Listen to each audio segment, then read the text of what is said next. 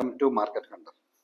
എങ്ങനെയാണ് basket trade ചെയ്യുന്നത്, അല്ലെങ്കിൽ എങ്ങനെയാണ് ഒരു ബാസ്ക്കറ്റ് ആയിട്ട് ഇൻവെസ്റ്റ് ചെയ്യുന്നത് എന്ന് നോക്കാം. ഇത് പ്രത്യേകിച്ചും ഇൻവെസ്റ്റ് ചെയ്യാൻ ബുദ്ധിമുട്ടുള്ളവർക്കും അല്ലെങ്കിൽ ഇൻവെസ്റ്റ് ചെയ്യാൻ അറിയാത്തവർക്കും വേണ്ടിയിട്ടാണ് ഈ ബാസ്ക്കറ്റ് എന്ന് പറഞ്ഞൊരു ഓപ്ഷൻ ചോയ്സ് കൊണ്ടുവന്നിരിക്കുന്നത്. ചോയ്സിൽ മാത്രമല്ല, പല കമ്പനികളിലും ഇങ്ങനെയുള്ള ഒരു ഓപ്ഷൻ ഉണ്ട്. ഞാൻ ചോയ്സ് എന്ന പ്ലാറ്റ്ഫോമിനെ പറ്റിയാണ് പറയുന്നത്. ചോയ്സ് ഇൻഡെക്സ് എന്ന പ്ലാറ്റ്ഫോമിനെ പറ്റിയാണ് പറയുന്നത്. അപ്പോൾ ബാസ്ക്കറ്റ് വഴി നമുക്ക് ട്രേഡ് ചെയ്താൽ നമുക്കുണ്ടാകുന്ന മെച്ചങ്ങൾ, ഈ കാര്യങ്ങൾ ഞാൻ നിങ്ങൾക്ക് വിശദീകരിച്ച് തരാം. അല്ലെങ്കിൽ എങ്ങനെയാണ് ബാസ്ക്കറ്റ് വഴി ട്രേഡ് ചെയ്യുക. അപ്പോൾ ബാസ്ക്കറ്റ് എന്ന് പറയുന്നത് ആ വാക്കിൽ തന്നെ അതിൻ്റെ എക്സ്പ്ലനേഷൻ ഉണ്ട്. ബാസ്ക്കറ്റ് എന്ന് വെച്ചാൽ ഒരു ബാസ്ക്കറ്റ് ആയിട്ട് നമുക്ക് ട്രേഡ് ചെയ്യാൻ സാധിക്കും. അല്ലെങ്കിൽ ഓരോ സെഗ്മെന്റിന്റെയും ബാസ്ക്കറ്റുകളായിട്ടാണ് നമുക്ക് ട്രേഡ് ചെയ്യാൻ സാധിക്കുക. അപ്പോൾ ആ ഓരോ സെഗ്മെന്റിലും ഏതൊക്കെ നല്ല ഷെയറുകളാണ് കിട്ടുന്നത് എന്നറിയാത്തതോ, അല്ലെങ്കിൽ ഏതൊക്കെയാണ് നല്ല ഷെയറുകൾ എന്നറിയാത്തവർക്കൊക്കെ ഇത് പ്രയോജനം ചെയ്യും. ഇതിൽ ഇൻവെസ്റ്റ് ചെയ്യുക എന്ന് പറയുന്നത് വളരെ സിമ്പിളാണ്. പല ആളുകൾക്കും ഇതിൽ ഇൻവെസ്റ്റ് ചെയ്യാൻ അറിയില്ല. പല ആളുകളും ഇതിനെപ്പറ്റി ചോദിക്കുന്നുണ്ട്. അതുകൊണ്ടാണ് ഇങ്ങനെ ഒരു വീഡിയോ ചെയ്യുന്നത്. ഓക്കെ, ബാസ്ക്കറ്റിൽ ഓരോ ഹെഡിങ് വഴിയായിട്ട് ഓരോരോ ബാസ്ക്കറ്റുകളുണ്ട്. അത് ഏതൊക്കെയാണ് എന്ന് നിങ്ങൾക്ക് വായിക്കാൻ സാധിക്കും. ഒന്ന് സ്മാർട്ട് ബേറ്റ ബാസ്ക്കറ്റ് ആണ്, മിഡ് ക്യാപ് മാർവൽ ആണ്, ഫാർമ ഫസ്റ്റ് ആണ്, സൂപ്പർ മാർക്കറ്റ് ഉണ്ട്, ഇന്ത്യ ഇൻഡസ്ട്രീസ് ഉണ്ട്. അങ്ങനെ ഒരു 6-7ഓളം ബാസ്ക്കറ്റുകളുണ്ട്. ഇതിൽ ഏത് ബാസ്ക്കറ്റിൽ വേണമെങ്കിലും നമുക്ക് ഇൻവെസ്റ്റ് ചെയ്യാം. ഇപ്പോൾ ഫാർമയാണ് നമുക്ക് ഏറ്റവും താല്പര്യമെങ്കിൽ ഫാർമ സെക്ടറിൽ നമുക്ക് ഇൻവെസ്റ്റ് ചെയ്യാം. അപ്പോൾ ഫാർമേൻ്റെ ഒരു ലോട്ട് വാങ്ങണമെങ്കിൽ 9,964 rupees ആണ് വേണ്ടത്. അതിൻ്റെ താഴെ അത് കൃത്യമായിട്ട് കാണിച്ച് തരുന്നുണ്ട്. അപ്പോൾ ഫാർമ സെക്ടറിൽ എന്തിനാണ് why invest pharma sector in basket എന്ന് കൃത്യമായി ഇവിടെ അവർ ഡീറ്റെയിൽ ആയിട്ട് എക്സ്പ്ലനേഷൻ തന്നിട്ടുണ്ട്. അപ്പോൾ പിന്നെ കൂടുതൽ എക്സ്പോർട്ട് ചെയ്യുന്നതിൻ്റെയും ഫാർമസ്യൂട്ടിക്കൽ ആയിട്ടുള്ള ഇത് എക്സ്പോർട്ട് ചെയ്തതിൻ്റെ ഒക്കെ ബെനിഫിറ്റ് നമുക്ക് ലഭിക്കാൻ വേണ്ടിയിട്ടാണ് ഫാർമ സെക്ടറുകൾ പറയുന്നത്. ഇനി ഏതൊക്കെയാണ്, അല്ലെങ്കിൽ ഫാർമ സെക്ടറിൽ തന്നെ ഏതൊക്കെ ഫാർമ കമ്പനികളാണ് നമുക്ക് ഇതിൽ ഇവർ സ്റ്റോക്ക് അലോക്കേഷൻ കൊടുത്തതെന്ന് നമുക്ക് നോക്കാം. സ്റ്റോക്ക് അലോക്കേഷൻ നമുക്ക് നോക്കിക്കഴിഞ്ഞാൽ മനസ്സിലാകും. JB കെമിക്കൽ, സ്യൂട്ട്സ്, അതുപോലെ Natco, doctor Reddy lab, Aster, ഇതുപോലെയുള്ള ഫാർമ കമ്പനികളിലാണ് ഇൻവെസ്റ്റ് ചെയ്യുന്നത്.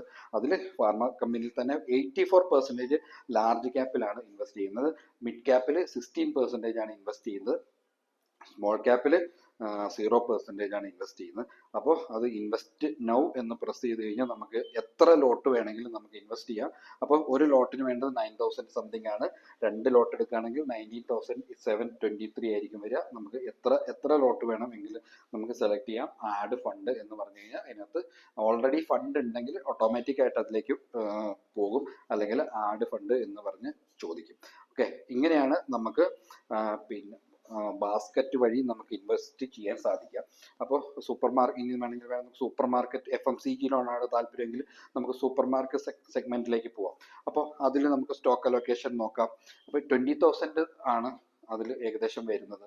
സ്റ്റോക്ക് അലോക്കേഷൻ വരുൺ ബീവറേജസിന്റെ, ഇമാമിയുണ്ട്, മാരിക്കോ, ITC, ജൂബിലിയന്റ് തുടങ്ങിയ 100% ലാർജ് ക്യാപ്പ് കമ്പനിയിലാണ് ഇൻവെസ്റ്റ് ചെയ്തേക്കുന്നത്. ഇത് മാത്രമല്ല, ഏതൊക്കെ സ്റ്റോക്കിൽ എത്ര ശതമാനം ഇൻവെസ്റ്റ് ചെയ്യുന്നുണ്ട് എന്നുകൂടെ അതിൽ വളരെ വ്യക്തമായിട്ട് എഴുതിയിട്ടുണ്ട്.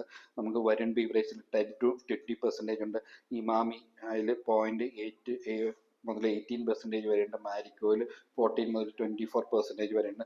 അപ്പോൾ ഇതിൻ്റെ മുകളിൽ നോക്കിയറിയാം 16% റിട്ടേൺ കൊടുത്തിട്ടുണ്ട് ഈ സ്റ്റോക്കിൽ. 1423 യൂസേഴ്സാണ് ഇത് യൂസ് ചെയ്യുന്നത്. ഇതിൽ ഓരോന്നിനും താഴെ നമുക്ക് കാണാം ചോയ്സിൽ എത്ര യൂസേഴ്സ് ആണ് ഇത് ഈ ഒരു സെഗ്മെന്റിൽ ഇൻവെസ്റ്റ് ചെയ്തേക്കുന്നത്. അപ്പോൾ മിഡ് ക്യാപ് മാർവലിൽ 1966 പേരുണ്ട്. ഏറ്റവും കൂടുതൽ സ്മാർട്ട് ബേറ്റ ബാസ്ക്കറ്റിലാണ്. അത് ETF ഫണ്ടുകളിൽ ആണ്, ഗോൾഡ് ETF, ബാങ്ക് ബീസ്, അതിലൊക്കെയാണ് ഇൻവെസ്റ്റ് ചെയ്തേക്കുന്നത്. അതിലാണ് കൂടുതലും ആളുകൾ ഇൻവെസ്റ്റ് ചെയ്തേക്കുന്നത്. എനിക്ക് തോന്നുന്നത് അതിന്റെ മിനിമം എമൗണ്ട് 9,000 സംതിങ് ആണ് വരുന്നുള്ളൂ. 5,455 പേര് അതിൽ ഇൻവെസ്റ്റ് ചെയ്തിട്ടുണ്ട്. അതുപോലെ തന്നെ മിഡ് ക്യാപ്പിൽ 1966 പേര് ഇൻവെസ്റ്റ് ചെയ്തിട്ടുണ്ട്. ഫാർമയിൽ 2,100 പേര് ഇൻവെസ്റ്റ് ചെയ്തിട്ടുണ്ട്. അപ്പം നിങ്ങൾക്ക് ഇത് എപ്പോൾ വേണമെങ്കിലും ഇൻവെസ്റ്റ്, നോർമലി നമ്മളൊരു ട്രേഡ് ചെയ്യുന്ന പോലെയാണ്. പക്ഷെ നമ്മൾ ഓരോ ട്രേഡുകളായിട്ട് സെപ്പറേറ്റ് പോയി വാങ്ങണമെന്നില്ല.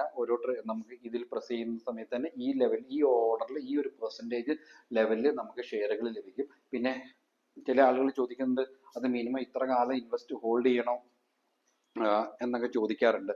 അല്ലെങ്കിൽ എല്ലാ ഷെയറും കൂടെ അല്ലെങ്കിൽ കുറച്ച് ഷെയർ ആയിട്ട് വിൽക്കാൻ പറ്റുമോ എന്നൊക്കെ ചോദിക്കാറുണ്ട്. അപ്പോൾ അങ്ങനെയുള്ളവരോട് എനിക്ക് പറയാനുള്ളത്, ഇത് എപ്പോൾ വേണമെങ്കിലും നമുക്ക് വിഡ്രോവൽ എടുക്കും, എപ്പോൾ വേണമെങ്കിലും നമുക്കിത് സെല്ല് ചെയ്യാൻ സാധിക്കും.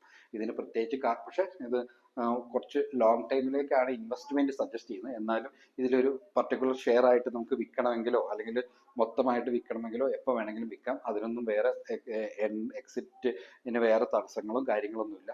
അപ്പോൾ ഇതാണ് ബാസ്ക്കറ്റ് ട്രേഡ്. അപ്പോൾ ഇതിനെപ്പറ്റി കൂടുതൽ എന്തെങ്കിലും സംശയങ്ങളും കാര്യങ്ങളും ഉണ്ടെങ്കിൽ നമ്മുടെ നമ്പർ താഴെ വെച്ചിട്ടുണ്ട്, നിങ്ങൾക്ക് ഞങ്ങളെ കോൺടാക്ട് ചെയ്യാം. Okay, thank you.